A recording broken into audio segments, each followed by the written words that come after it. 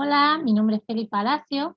Estamos abriendo un nuevo ciclo en Círculo de Evolución que se va a llamar El Despertador, donde espero que tengamos entrevistas y charlas súper interesantes como la que vamos a tener hoy con José María González, que es experto en igualdad.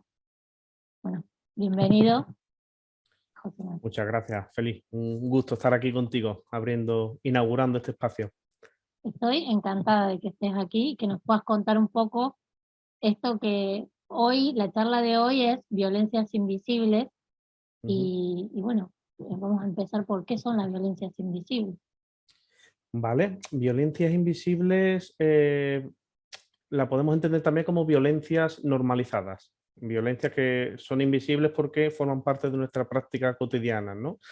Y la podemos dividir en dos, es decir, podemos dividir la violencia entre visibles e invisibles. La violencia visible yo creo que ya todo el mundo sabe cuál es, ¿no? Todo lo que son agresiones de cualquier tipo. Las invisibles las vamos a dividir en violencias de alta intensidad y violencias de baja intensidad. ¿De acuerdo? Y vamos a empezar por esta segunda, por la de baja intensidad, que sería, pues bueno, toda la violencia, todo lo que conocemos como micromachismo, como lenguaje sexista, como la invisibilización de la mujer, ¿de acuerdo? Que empieza a interiorizarse pues en las primeras etapas de la vida. Venimos a un mundo que tiene una dinámica machista de por sí y entendemos que esa dinámica es la normalidad porque es donde hemos nacido, donde nos estamos desarrollando y nadie nos ha llevado a cuestionarnos si eso es bueno o es malo y nadie nos ha llevado tampoco a preguntarnos cómo se siente la otra persona cuando yo hago un chiste machista, cuando yo hago un comentario, cuando tengo una conducta de desvalorización hacia la mujer. Hace poco una chica me comentaba, ¿no?, que en el trabajo surgió un problema que ella sabía resolver, pero su compañero automáticamente le dijo que no, que lo dejara a él, que ella no sabía, cuando ella era experta en el tema y él pues a duras penas se podía defender. Y esto lo empezamos a aprender desde pequeños. Y voy a hablar en masculino todo el tiempo porque voy a intentar dar el prisma del varón, que en esto sí tengo mucha experiencia, 34 años de experiencia. Y lo que voy a intentar compartirlo desde mis vivencias personales, ¿no? Que creo que es lo que le da a alguien legitimidad para hablar de un tema. Porque la teoría la podemos discutir, lo que yo he vivido, no, eso, eso es mío y es indiscutible. Entonces, esta violencia empezamos a interiorizarla desde bien pequeño, desde que para cumpleaños, para navidades, pues nos regalan una serie de juguetes que tienen unas connotaciones y no nos regalan otros que están destinados, por decirlo de alguna manera, a las niñas. Entonces empezamos a hacer una idea del mundo de, oye, esto es mío y esto es vuestro. Y todo lo que no sea mío forma parte de las niñas, ¿no? Forma parte de lo femenino. Y todos los juguetes masculinos, pues por ejemplo, están relacionados con la competitividad, la fuerza. Los de niñas, pues tradicionalmente vienen estando destinados al cuidado, al servicio. Y esto, si seguimos avanzando en las etapas evolutivas de la persona, seguimos viendo que sigue siendo lo mismo, ¿no? Tenemos estudios que son tradicionalmente masculinos, como las ingenierías, y estudios que son tradicionalmente femeninos, como los temas de Enfermería. enfermería, temas de cuidado, temas de secretariado. Entonces, esto nos lo inoculan desde pequeño y lo normalizamos, igual que normalizamos el uso del lenguaje, ¿no? Hay muchísima discriminación normalizada dentro del lenguaje. Igual que hacemos un uso de chistes, hacemos un uso de la imagen de la mujer estereotipada en los medios de comunicación. Todo esto reforzado por, bueno, por personajes de series, de películas, donde el hombre tradicionalmente siempre ha sido el varón fuerte, omnipotente, que tiene que salvar a alguna mujer de algún problema. Eso está comenzando a cambiar un poco, ¿no? Yo estoy viendo ahora como que hay como un boom de que la Yo mujer sea más protagonista. sí, hay un resurgir, pero yo soy partidario de que el sistema cambia para mantenerse igual. Antes nos vendían el caballero de Disney, ¿no? Como referente masculino.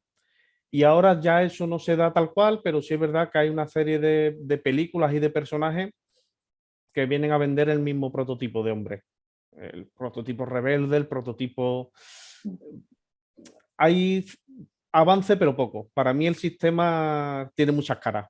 Es que a nosotros nos encasillan en un sitio, pero a los hombres también los encasillan en otro. Evidentemente, evidentemente. Esto es un asunto de polaridades, ¿no?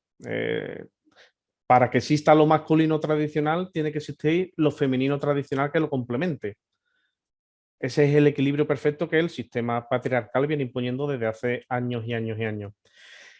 ¿Qué ocurre con esto? Que la mujer lleva siglos de ventaja en este sentido. Hace mucho que la mujer empezó a luchar por sus derechos, empezó a luchar por tener más libertades que antes no tenía. En España, hasta las décadas de los 80, que estamos hablando de antes de ayer prácticamente, una mujer no podía abrir una cuenta en el banco si no tenía el permiso de un hombre. Estamos hablando de hace escasos 30 años. Eso hoy en día es impensable, pero estamos hablando de que las chicas de mi edad nacieron en esa época. Eso está cambiando. Las mujeres llevan mucha ventaja porque son la polaridad oprimida. El problema para mí está en el hombre, en el varón, que nunca jamás nadie se ha cuestionado por sí su posición en esta ecuación, ¿no? El hombre está en la parte, quiera o no, nos guste o no, en la parte opresora, en la parte que oprime, en la parte que ejecuta ese tipo de violencias invisibles, que hace ese tipo de comentarios, ese tipo de chistes, ese tipo de conducta. Entonces para mí es más cómodo como hombre que para ti como mujer. ¿Por qué me lo voy a cuestionar? Y ese es el gran problema, que deberíamos de llevar, de avanzar hacia un cuestionamiento, deberíamos, yo entiendo que volcar recursos en trabajar con el hombre, si queremos llegar a una igualdad real. Esto que acabo de decir suele crear mucha controversia en determinados círculos, sí, porque todavía se pretende llevar todos los recursos a la mujer, que está genial, todo lo que es empoderamiento de la mujer está fantástico, pero si no trabajamos con la otra parte de la población, vamos a seguir teniendo una desigualdad. Por eso a mí me gusta invertir, orientar mis intervenciones en institutos, en colegios, principalmente hacia los varones. Si acabamos con esa socialización, que esto es muy utópico a día de hoy, con esa socialización de género diferenciada, el problema desaparece en 2 generaciones. Pero no se está mirando ahí. Yo no di, cuando te presenté, no conté un poco de lo que haces tú. A lo mejor tendrías que contar eso, un poco de que enseñas en colegios. Yo creo que es sumamente importante lo que estás haciendo en este momento.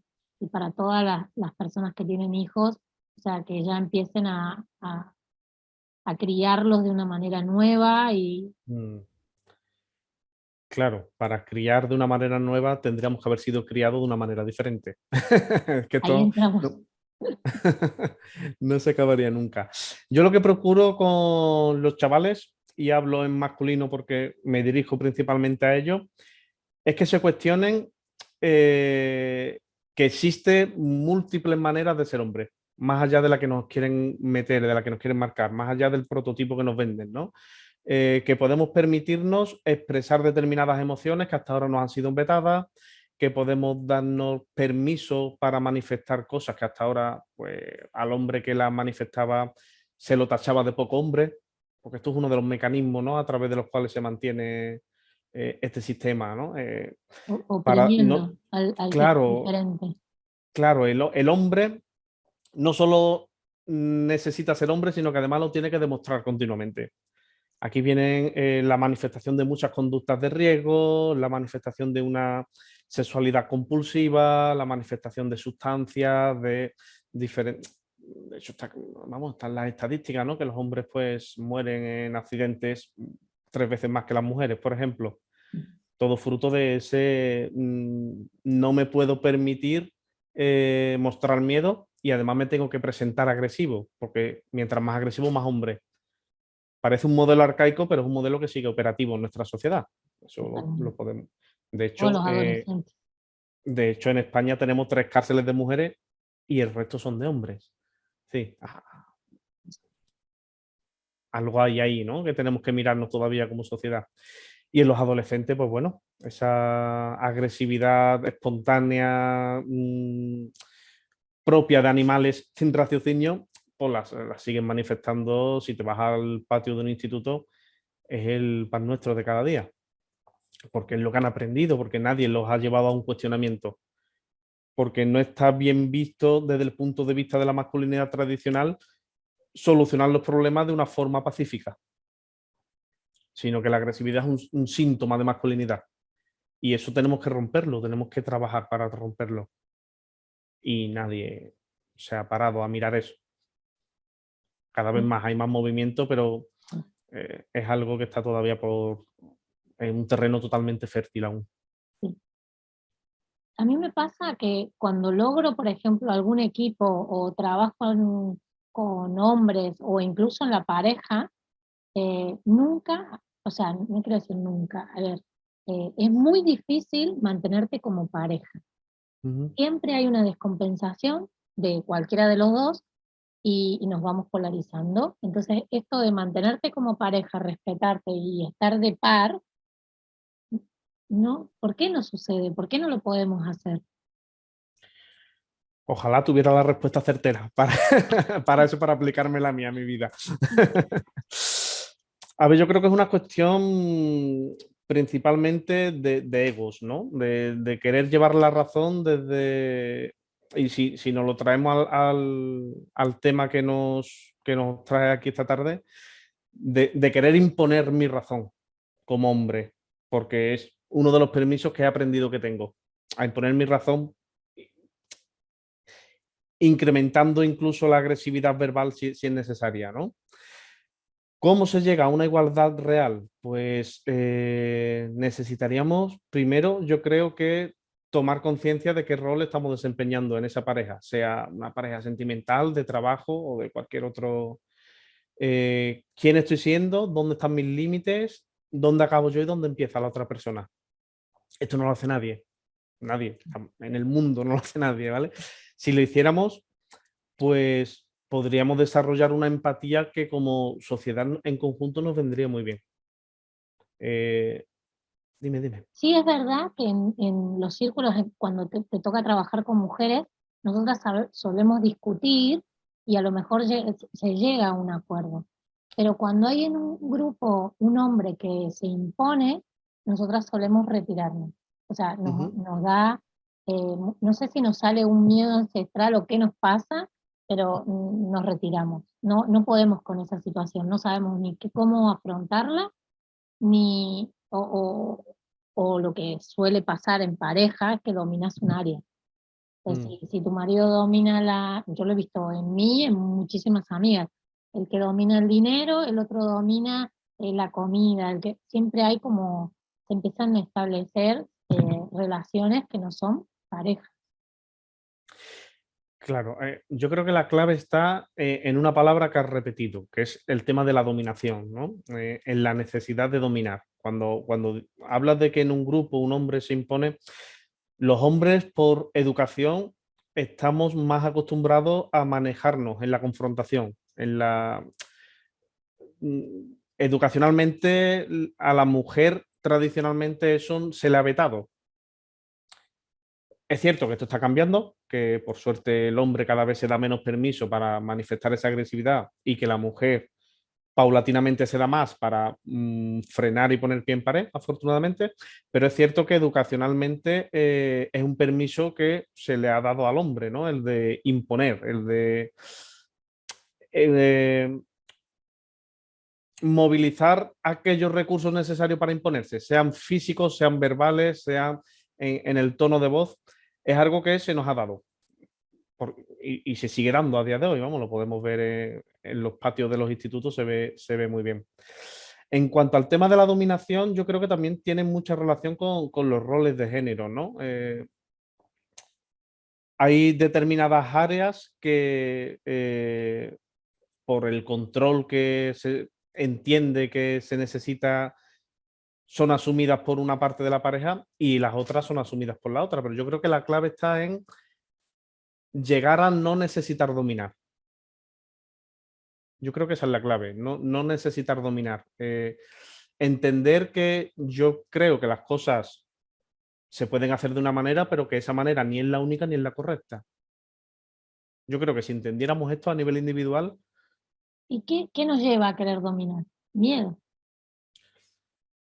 yo creo que sí, que en gran parte es el miedo lo que nos lleva a querer dominar, ¿no? Es como si yo no lo, si yo no lo controlo, algo malo me va a pasar. Si yo no tengo el control, no asumo este campo total, tú no lo vas a hacer igual de bien que yo.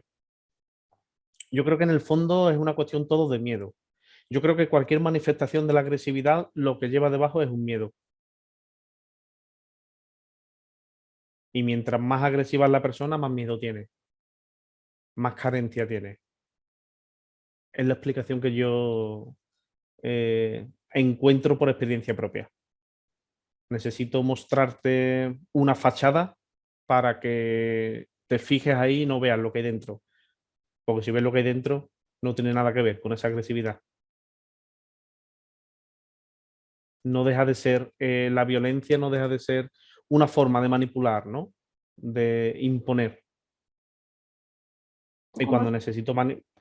cuando necesito manipularte, al final es un mecanismo de defensa para evitar qué. Eso yo creo que deberíamos de, para evitar, ¿para qué te manipulo? Yo a ti, como compañera de trabajo, ¿por qué tengo yo esa necesidad de tener el control? ¿De qué tengo miedo? ¿Por qué tengo que oprimirte? ¿Qué pasaría si tú fueras libre? ¿Por qué yo tengo esa necesidad de restarte libertad? Baja autoestima. Baja autoestima y por ende una autoimagen deficiente de mí mismo. Autoimagen que necesito compensar mostrando esa máscara de agresividad. Agresividad, guión, servilismo, guión, ¿vale? Hay muchas máscaras.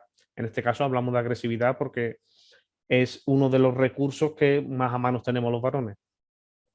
Pero no deja de ser un escape, ¿no? Una forma de esconder mi auténtico yo, ese yo herido, ese yo eh, con Baja. miedo. Mm. ¿Y tú cómo lo estás trabajando cuando te toca algún adolescente así? ¿Cómo lo estás llevando? Yo lo primero que hago, y creo que deberíamos de hacer todas las personas que nos dedicamos de una o de otra manera a la relación de ayuda, es ver qué me pasa a mí personalmente, ver cuáles son esos miedos que yo sin darme cuenta intento camuflar, que tampoco se trata de ir por ahí enseñándole a todo el mundo los miedos y las inseguridades, pero sí un poco ser consciente de, oye, ¿cómo estoy yo? Y por qué se me activa la inseguridad, por qué se me activa la agresividad, por qué se me activa determinado arquetipo en un momento dado, ¿no? Y para mí es importante ese mirar adentro continuo, porque desde ese mirar adentro yo te puedo acompañar a ti. Yo puedo estar en contacto con lo que te pasa a ti a través de lo que me pasa a mí. Cuando a mí un chico, pues, se muestra agresivo en alguna de sus manifestaciones o intenta llamar la atención del grupo a través del chiste, a través de la broma, a través de tal, pues yo intento llevarlo a la necesidad que hay debajo, ¿no? ¿Para qué haces esto? Ya tienes la atención de todo el grupo.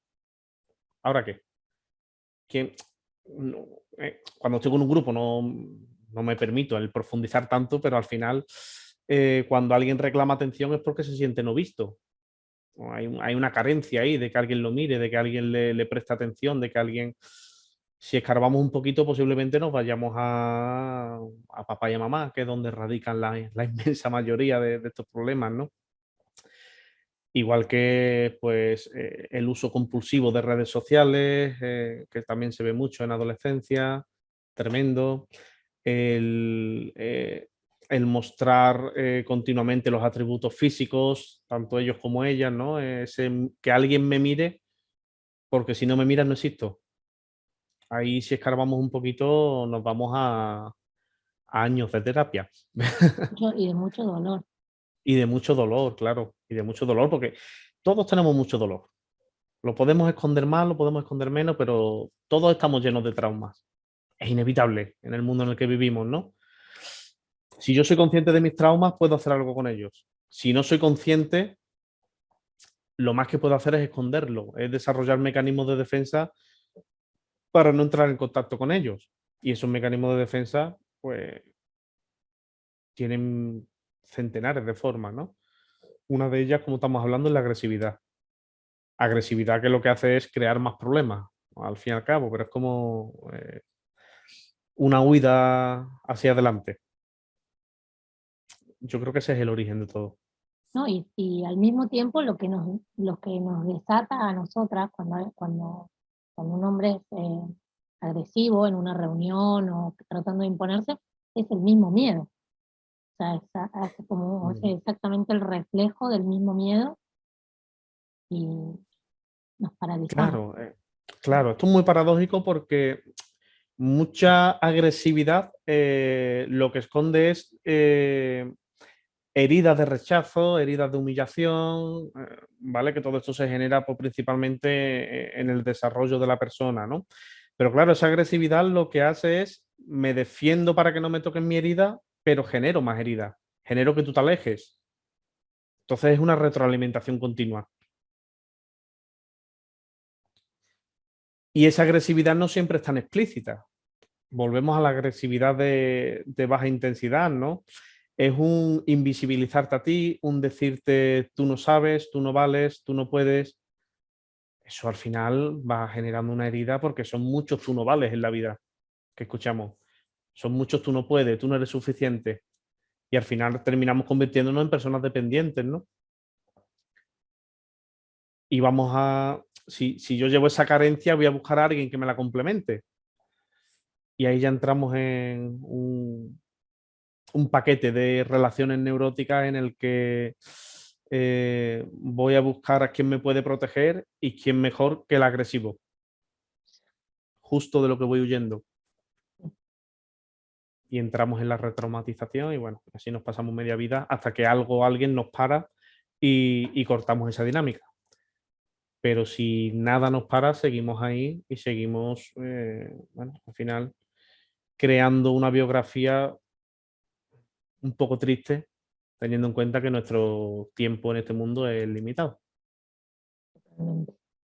¿Y Mm. cómo enseñas tú en los colegios el tema de las violencias invisibles? Porque yo creo que enseñar la parte de violencia, ya los chavales como que eso lo tienen, lo entienden, es algo que se repite, pero la violencia invisible, La violencia invisible, para poder hacernos cargo de ella y cambiarla, lo primero que hay que hacerla es pasarla a la zona invisible, ¿no? Y qué mejor que esto que escuchar el testimonio de quien lo sufre. Qué mejor que esto que preguntarle a sus compañeras, oye, ¿tú cómo te sientes cuando ocurre esto? Y ese sentimiento, que generalmente no es muy agradable, llevárnoslo ya, yo lo que hago es llevármelo al campo personal del chico. ¿Qué pasaría si esto que tú estás haciendo se lo hicieran a tu madre, se lo hicieran a tu hermana, se lo hicieran a tu pareja? Entonces ya la percepción cambia. Ya la gracia no hace tanta gracia, porque ya me está tocando a mí, está tocando a la persona que quiero, ¿no? Y a mí esto me da muy buenos resultados tanto con la violencia visible como con la invisible, ¿no? Yo siempre utilizo mucho los personajes de una serie de televisión que me parecen fantásticos para este tipo de trabajo, en el que se ve claramente pues toda la gama de violencias que existen, menos la más explícita, la más de alta intensidad, el resto se ve todo, ¿no? Se ve la humillación, se ve el desprecio y me lo llevo a eso, me lo llevo al campo personal de ellos. Te hace gracia, sí, pero ¿qué pasaría si tu padre le hablara así a tu madre delante tuya? Entonces las caras cambian completamente y tiene un efecto muy, muy, muy potente tanto para ellos como para ella, porque ellas también lo tienen normalizado, sí, totalmente. evidentemente, ¿no? Vienen al mismo mundo. Entonces, ellas empiezan a mirarse de reojo como diciendo, joder, que esto me pasa a mí también. Y ellos, es curioso porque tienden a agachar la cabeza, ¿no? Cuando se reconocen en ese rol de agresor. Pero para reconocerte en ese rol de agresor, tienes que entender que eso es una agresión. Claro. Entonces, ahí se produce un movimiento muy interesante. De hecho, los chicos con su resistencia acaban y se van, pero siempre hay chicas que vienen y me dicen, oye, pues que me está pasando esto. Y hasta ahora yo no sabía que esto era una forma de agredirme. Y estamos hablando desde comentarios hasta agresiones sexuales, ¿eh? En adolescentes. Estamos hablando de que esa agresividad invisible es invisible, entre otras cosas, porque en muchas ocasiones ocurre en el ámbito íntimo. Cuando a ti te obligan a hacer una determinada práctica sexual que tú no quieres, te están agrediendo sexualmente. Esto, y aquí entramos en uno de los núcleos de la violencia de género, esto lo hemos aprendido los varones a través del porno, porque no hemos tenido educación sexual de ningún tipo. Hemos aprendido a través de lo que nos ha enseñado la tele. Y la tele nos ha enseñado que la sexualidad se reduce a sacar mi placer a costa de someterte a ti. Y esto lo hemos aprendido y lo seguimos aprendiendo de esta manera. Y hoy día con más facilidad porque está en internet y todos los adolescentes tienen un móvil en la mano. Y aquí yo entro en por qué todas las violaciones ocurren de hombres a mujeres. ¿Por qué hay establecimientos en los que los hombres van a tener sexo con mujeres que están allí esclavizadas? Porque ninguna mujer está ahí voluntariamente. Esto es otra cosa que ellos nunca jamás se han cuestionado, ¿no? Estamos hablando de que la prostitución es la esclavitud del siglo XXI. Y de que cuando un hombre va a un prostíbulo, no va a satisfacer una necesidad sexual puramente, va a satisfacer una necesidad de control, de dominio, de voy a pagar para que sean mías. Y esto viene de hace muchos años, esto no es nuevo. Es un tema Y todavía es, muy tabú. claro, es un tema muy tabú, es un tema que sabemos que ocurre, sabemos que en todos los pueblos hay un lugar de esto, en todas las carreteras, pero nadie mira para allá. Nadie mira para allá. Y esto es fruto de esa violencia de baja intensidad, que es el caldo de cultivo, ¿no? Es a través de lo que termina germinando pues una agresión sexual, un asesinato machista. Todo empieza porque empezamos a entender en la infancia que tenemos el permiso para ponernos psicológicamente por encima de la mujer. Y tenemos el permiso de usar la agresividad y de usar la violencia. Todavía, a nosotras todavía, a mí me cuesta detectar mucho esto cuando el hombre quiere dominar en un ambiente laboral o en un ambiente donde tengo que trabajar en equipo, me ha Ujú. costado detectarlo.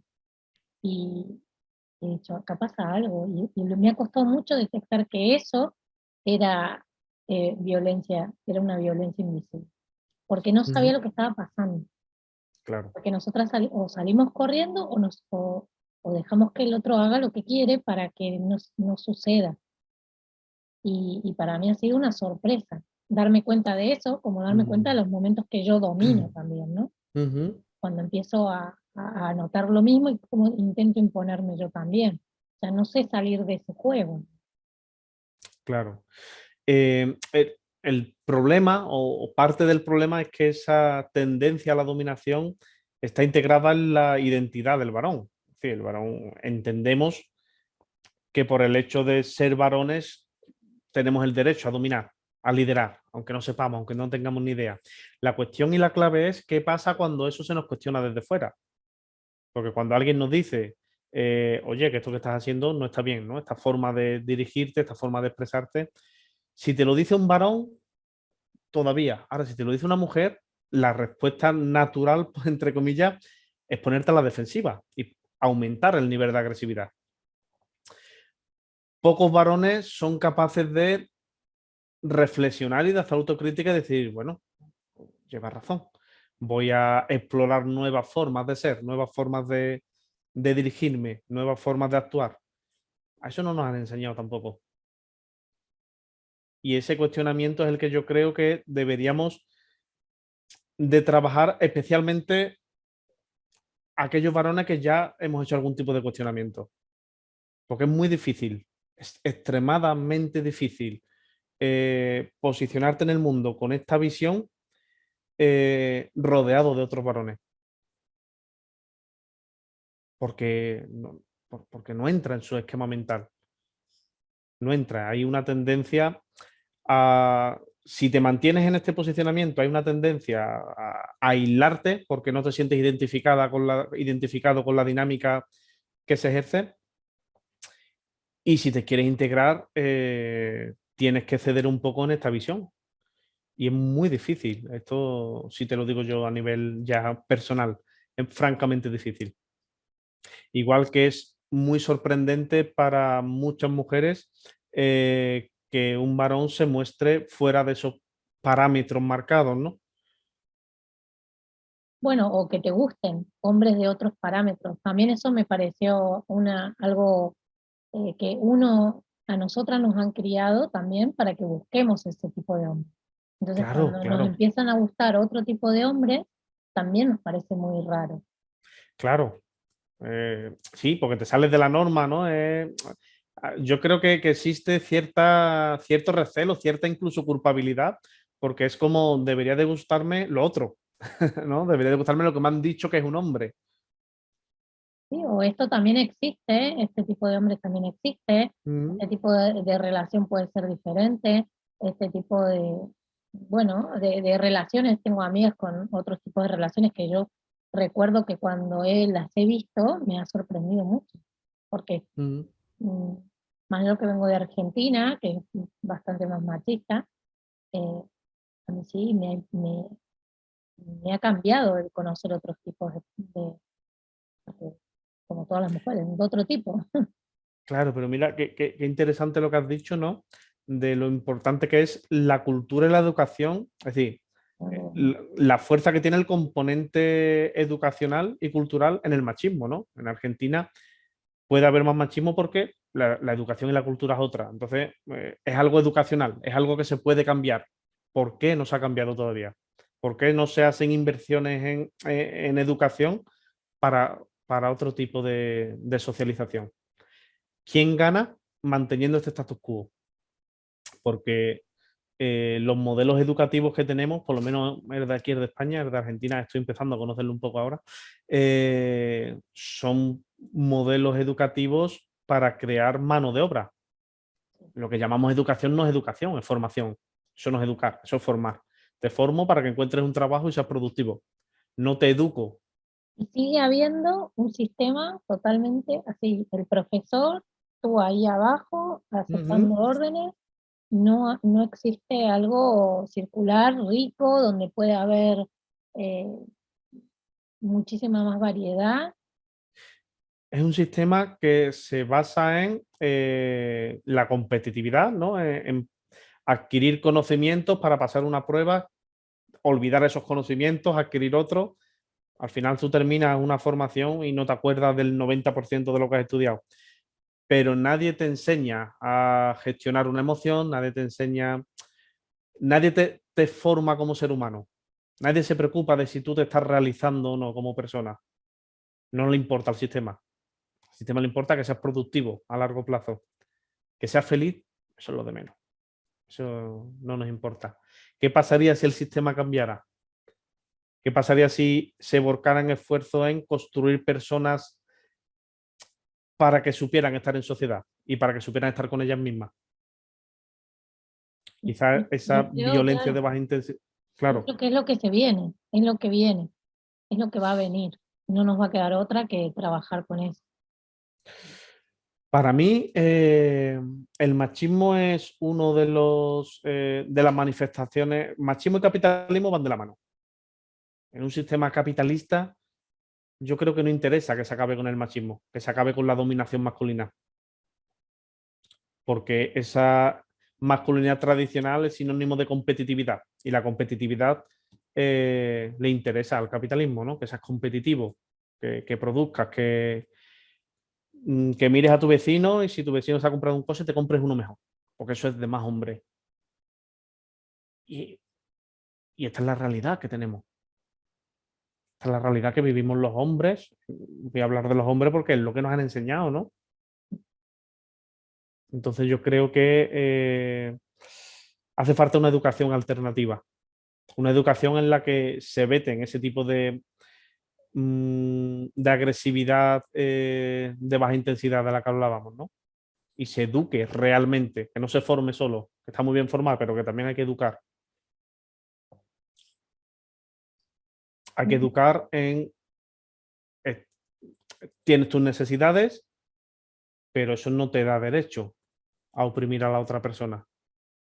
Si esto no lo metieran desde los primeros años de colegio, creceríamos con una visión totalmente diferente del mundo.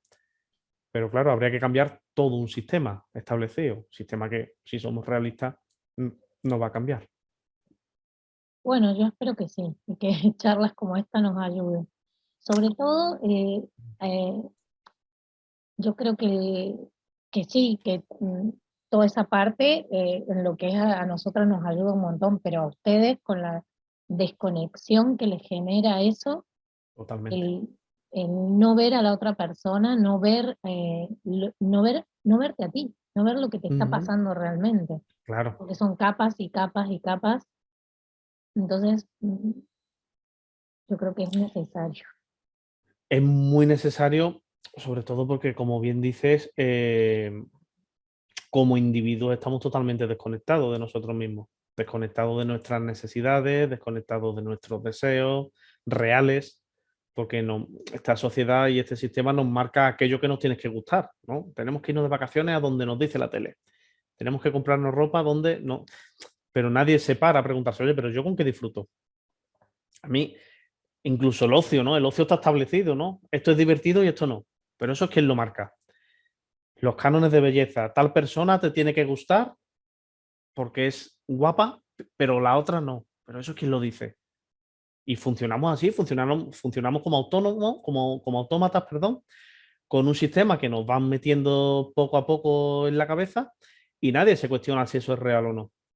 Nadie se cuestiona si yo quiero este camino que me están imponiendo, quiero andar el mío propio. Porque cuando andas el tuyo propio, hay una presión social, ¿no? Estás loco, no vas a poder, tienes que, y convertimos nuestra vida en un tienes que constante. Tienes que estudiar para tener un trabajo, para tener una tal, para tener una tal, pero bueno, si yo no quiero tener esa vida. Pero para ese cuestionamiento hay que tener un mínimo de conexión con nosotros mismos, ¿no? Esa conexión conlleva pararnos, conlleva mirarnos a nosotros mismos, conlleva reflexionar, conlleva una introspección que tampoco se nos enseña, porque tampoco interesa que la tengamos, porque si la tenemos somos seres críticos, si somos seres críticos amenazamos el status quo impuesto y nos convertimos en ovejas negras, ¿no? En lo raro. Y esto es así. Por eso armamos este espacio, para evolucionar, para poder tener lugares que nos despierten y nos hagan pensar de otra manera. Ujú. Y cada vez va a haber más, porque yo creo que vamos hacia eso, Yo espero que así sea. Espero que así sea porque lo necesitamos como personas y como sociedad. totalmente. Estamos totalmente desconectados y estamos totalmente dejándonos llevar por la marea, pero nadie se para y se planta y dice, bueno, pues yo qué quiero hacer con mi vida.